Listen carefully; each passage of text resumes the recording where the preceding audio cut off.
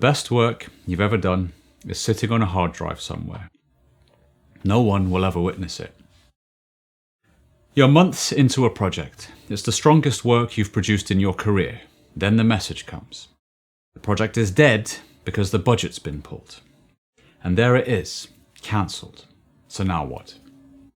It doesn't matter how much experience you have, that still stings.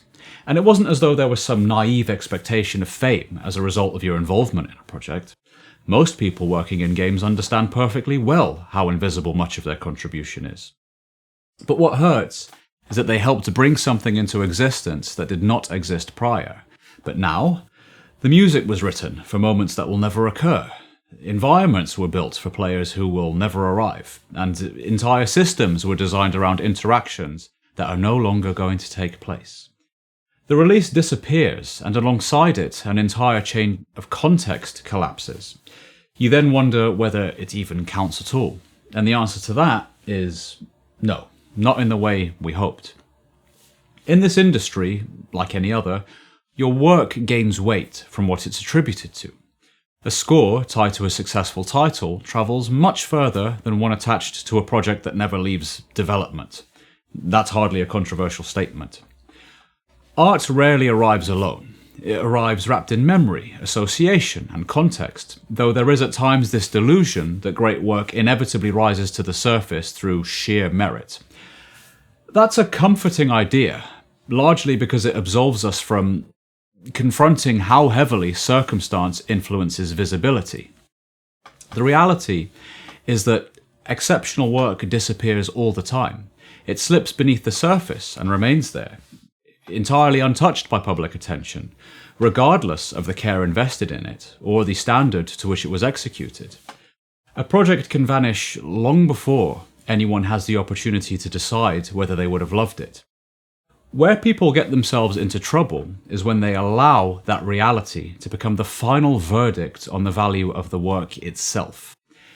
Visibility and value are related, but they're not interchangeable. The audience may never arrive, yet the work remains no less real for their absence.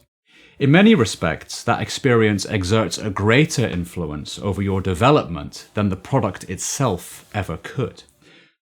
We have a tendency to forget that we are not hired to be remembered. We're brought on board to contribute something useful to a project, and whether that project reaches the finish line or entirely disappears, the work was still done. Months spent wrestling with uncertainty inevitably leave their mark. You emerge from the process carrying a slightly different understanding of your craft than the person who entered it. That change takes place during the work itself. Yesterday, I was sweeping the path outside when a melody sprang to mind. Now, it took me a moment to place it, but eventually I realized it was a menu theme I'd written for a project that never went anywhere. Now, what struck me was that I remembered the music before I even remembered the project, and for years I had filed that specific project away amongst the disappointments, and yet there I was, absent-mindedly humming it whilst sweeping the path. The thing that I'd spent years categorizing as a failure had detached itself from that verdict. The project had faded from memory, though the work had somehow survived the journey intact. The disappointment had faded, and the work remained. And how ordinary that experience could be. Every year, projects disappear before they even find their audience, and behind them sits work that was approached with the same care, seriousness, and conviction as any shipped title. At least a funeral director enters the room with a full knowledge of the outcome. They know what they're preparing for. Most developers do not enjoy that luxury. They spend years treating something as alive, investing in it accordingly, only to discover retrospectively that the obituary had already been written. And then we bury the inheritance alongside the body. If you stay in this industry long enough, you're bound to accumulate work that nobody will ever hear. The question becomes what you do with it. I prefer to view it as proof, not of what shipped, but of what I was capable of building when the opportunity presented itself. It doesn't belong to the timeline that collapsed unless we let it. It belongs to the person who created it. There's also occasionally an upside. When a project disappears, so do its constraints. What remains is the material we created, no longer bound by the structure that originally shaped it. And sometimes that's where the best work emerges. You take what was there and you push it even further. You allow it to become something else. I've done that more than once. Taken something written for a specific brief and turned it into something stronger once that brief was no longer a constraint. So yes, the best work you ever produce might get cancelled. It might never be heard. It might never receive a credit.